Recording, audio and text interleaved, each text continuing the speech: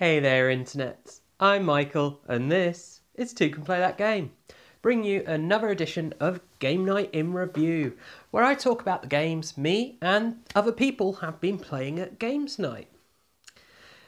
So in this first video, I'm just going to do a rundown of everything that was played, focusing more on what other people played.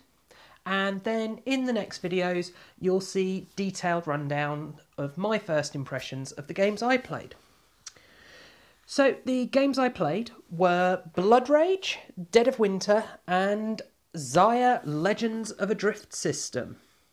So there'll be a separate video for Xia that will be 22.2. And Blood Rage and Dead of Winter I'll talk about at the end of this video. But Blood Rage I did mention in episode 6, and Dead of Winter I have already done a full review of. So if you're interested in seeing more about that, you can follow the link in the description to that. So what have other people been playing? Well, the first game I'm going to talk about is Voyages of Marco Polo. Now, this is a dice allocation game, and it is one I have actually played before. It's a relatively mid to heavy Euro. I found it very dry and not particularly enjoyable when I played. Now, the other people seem to enjoy it a lot. They said a game should only take 60 to 90 minutes. When I played, we were playing for over 3 hours, and that was part of the problem. I was bored after 60 minutes. So that could be a big part of it. So in the Voyages of Marco Polo, you are explorers travelling trade routes in, I think it was China or something, to try and basically point salad your way to victory. So you can earn points by moving along tracks, etc. And you place your dice in different areas to do different things. If someone else has already placed dice there, it's going to cost you more to go there. Each character or each player has their own broken power, although some seem more powerful to me than others, but I haven't fully play tested them to know for sure, and other people don't seem to think so. So if that sounds of interest, you can obviously check that out. Other people are enjoying it. The next game was Risk 2210 AD. Now this is one I would not touch with a barge pole. The only version of Risk I would be willing to try at this point is Star Wars, because I've heard it is nothing like Risk. Now, Risk is an old school game and did have its place. The big problem I found with Risk is it stopped being fun after around an hour. And the game just carries on. And then after around 2 or 3 hours, it's clear who's going to win. And the game just carries on and on and on. That's the problem with the game. It's just too long for what it is. Now, Risk 2210 AD, I was told, is different. After speaking to people and seeing them playing it, though, it really didn't seem that different to me. It was basically just Risk with a sci-fi theme on it. Not one I'll be looking to try. But of course, you might like Risk, you might be interested. The other game that was going on at this time was Game of Thrones, the board game. Now, this is one I would consider trying, except for it just wouldn't work 2-player. And the Voyages of Marco Polo and Risk would work as 2-player games. I can't really see them changing as 2-player games. I don't enjoy what they are, but that's not the point. Game of Thrones, because of the political nature of a lot of what goes on, it just really wouldn't work as a 2-player.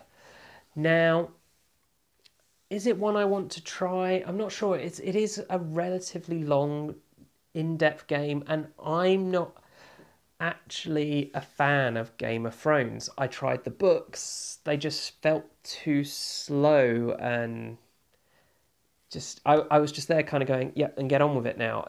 There was too much politics for me. I think that was the big deal breaker.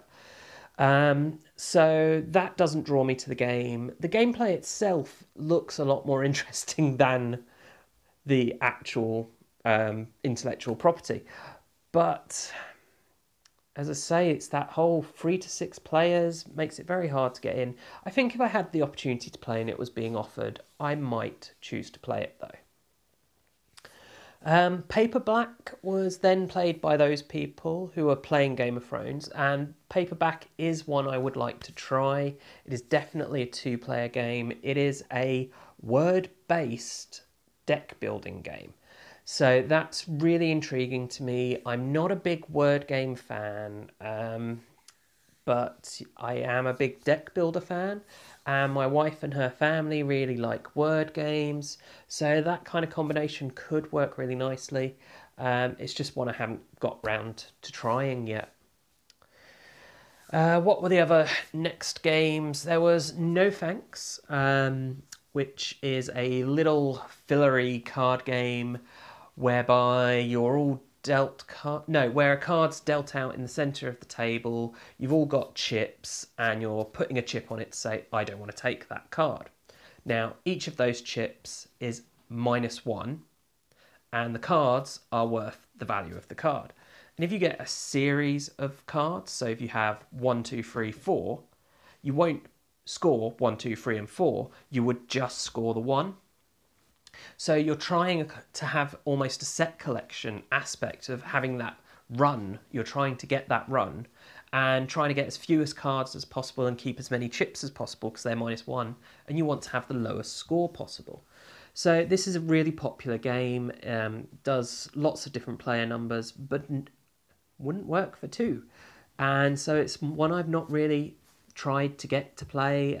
If I was in a group and they said, shall we play this, I would happily play it. But I still don't think, even if I really enjoyed it, I would ever get it. Because I just don't do enough group play. Majority of my plays is me and my wife. So what else there? Oh, just quick honourable mention. Other games played were My Village and Arboretum. But I did discuss these in the previous game night in review. So that was number 21. So if you're interested in hearing my thoughts on those, you can just go watch those. Now, I still haven't got round to playing these, and it was other people playing them.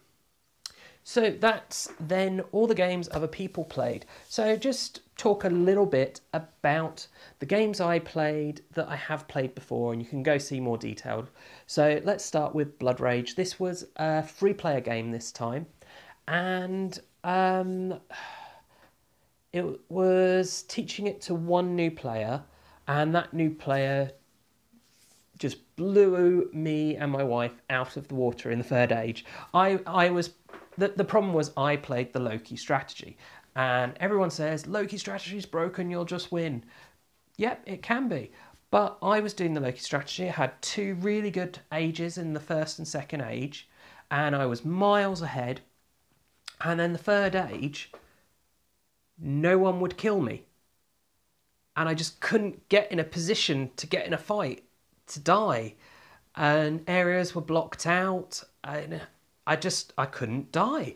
And so I got nearly no points in that final age, where other people were going huge numbers of points. And like, I didn't manage to complete a single quest and anything. And there were other people were going, right, quest. I think the other 2 players each completed 2 quests in the 3rd age.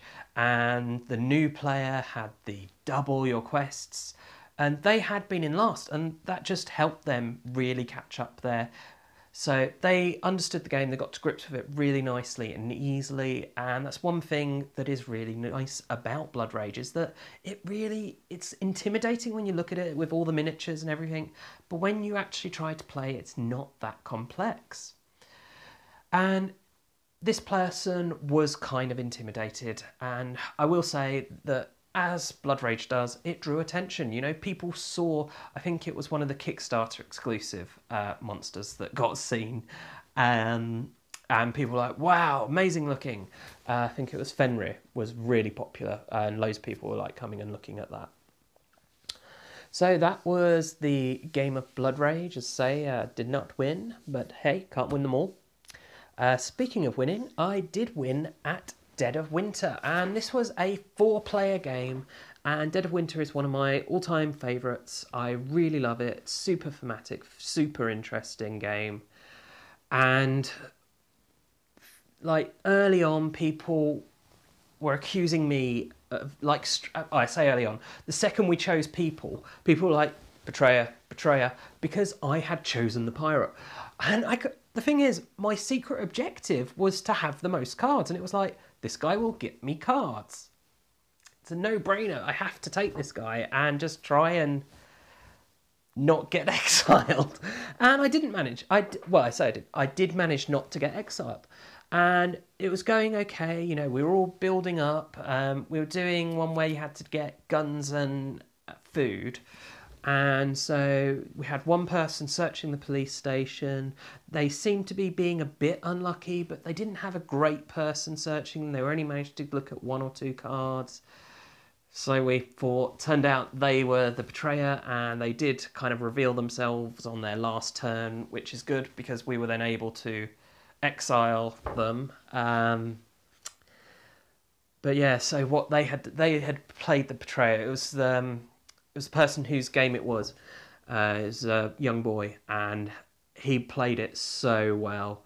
He was just really helpful and working with everyone and everything. But then the one traitorous thing really that he was doing was he was hoarding cards to meet his secret objective, which was to have a few cards. And he was putting every weapon that came out back to the bottom. So he was making noise, putting them to the back. He did it really superbly. There was the odd suspicion here and there, and he kept just then doing something really nice, and it would just be, oh no, he's not. He's just working on his secret objective. But no, it was a great game. So his last turn, he revealed we were really close to meeting the main objective. We were 1 card off. We still had 2 people's goes left. I was struggling to meet my objective. So my last turn, I was like, right, has anyone got any of this? Has anyone got any of this? Has anyone got any of this? So the other 2 people who weren't exiled at this point were giving me all their cards, which meant I then, you know, it was very much a, oh, right, so you just need cards? Yeah. And they just gave me the cards. There was no, well, I don't want you to win as well. It was great. Great fun. Dead of Winter is a great game. So that is it for part 1 of this game night. I know this is still a rather long video. I think I may need to adjust this format slightly. There is still 1 game to come, however, and that is Xayah Legends of a Drift System, and that'll be in the next video. However, I do hope that you've enjoyed this video, and of course if you have, please do subscribe to the channel, check out the rest of the videos on the channel, and share the channel with your friends and family. And also check us out on social media. You can find us on Facebook and on Twitter. And as always, thanks for watching, and bye for now.